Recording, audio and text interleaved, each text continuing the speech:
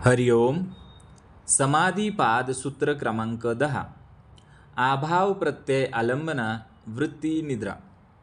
याचा अर्थ असा की निद्रा म्हणजे अशा गोष्टीची मनात निर्माण होणारी धारणा जी प्रत्यक्षात अस्तित्वात नाही, म्हणजेच अभाव आहे.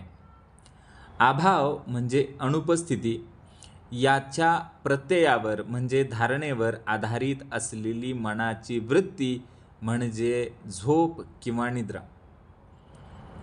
झोप ही मनाची अशी अवस्था आहे जिथे बाह्य किंवा अंतर्गत कोणत्याही वस्तू, विचार, प्रतिमा नसतात, फक्त अभावाचीच जाणीव असते.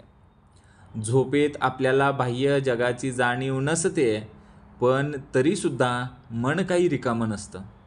त्यावेळी काहीच नाही अशी एक सूक्ष्म धारणा मनामध्ये निर्माण झालेली असते. उदाहरण पाहू.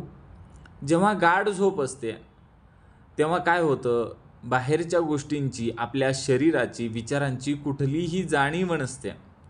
पण सकाळी उठल्यानंतर आपण म्हणतो, आज खूप छान झोप झाली, काही स्वप्न वगैरे पडलं नाही.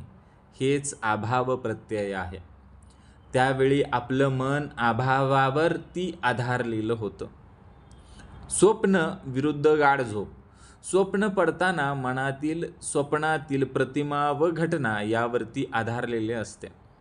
गाढ झोपेत मात्र मन काहीच नाही या शून्य अनुभूतीवरती आधारलेले असते. ध्यानात झोप घेणे. ध्यान करताना आपण कधीकधी अनाहूतपणे झोपी जातो. यावेळी बाह्य आवाज, शरीराची जाणीव, विचार सगळे नाहीसे होतात. हे देखील अभाव प्रत्ययच आहे. पण हा योगातील ध्यानाचा उद्देश नाही.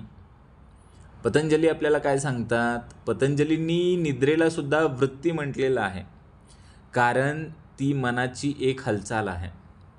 झोपेत मन कार्यरत नसल्यासारखं दिसतं, पण अभावाच्या धारणेत मग्न असतं. योगाभ्यासात उद्दिष्ट कसं आहे? सर्व वृत्तींचा, विचारांचा निरोध करणे हे उद्दिष्ट आहे. ज्यामध्ये निद्रा ही एक वृत्ती म्हणून ओळखली जाते, तिला पार करणं अत्यंत आवश्यक आहे. उदाहरण बघा. काहीच नाही या अनुभूतीवरती आधारलेली मनाची अवस्था म्हणजे निद्रा. बघा, गाढ झोप जिथं स्वप्न नाही, विचार नाही, जे आहे ते फक्त शून्य आहे. पण योगमध्ये निद्रा ही एक वृत्ती आहे आणि तिला ओलांडल्याशिवाय आपल्याला समाधी अवस्था गाठता येत नाही. धन्यवाद.